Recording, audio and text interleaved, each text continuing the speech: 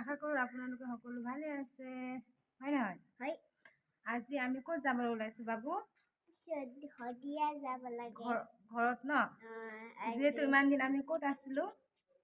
মামা ঘৰ। মামাৰ ঘৰত আছিলোঁ ন? তুমি এবাৰ দেখাই দিয়াচোন কেনেকৈ ওলাই ৰেডি হৈছে। তোমাৰ আউটফিটটো দেখাই দিয়া। পইচা কোনে দিলে তোমাক? দেখুৱা। তেনেকৈ দেখাব নাপায়। পইচা কোনে দিলে কৈ দিয়াচোন। পইচা বন্ধুৱে দেখালে। দেখাই দিয়া আকৌ বন্ধুৱে দিয়া পইচাটো। কালি কি খাব দিলে?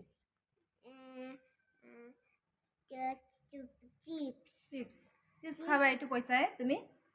চিপছ খাবা? হা আৰু কি খাবা? আৰু পানী খাম। পানী? চিপছ আৰু পানী খাবা?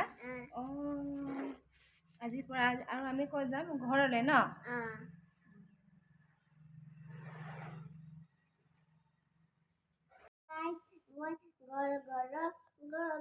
ওলাইছোঁ বৌয়ে মোক মিঠাই খাব লাগে পইচা দিলে ৰিং খাম পানী খাম।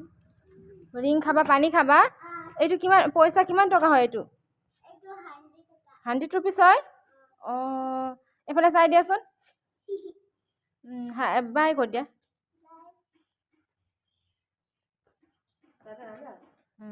ঘৰলৈ যাবা? পুৰা হেপ্পী মানে? বাবু আজি বহুত দিনৰ পাছত ঘৰলৈ গৈছে। পুৰা ফূৰ্তিত আছে। এইফালে চাই দিয়া। হাঁহি দিয়া। ব'লা ব'লা সেইফালে।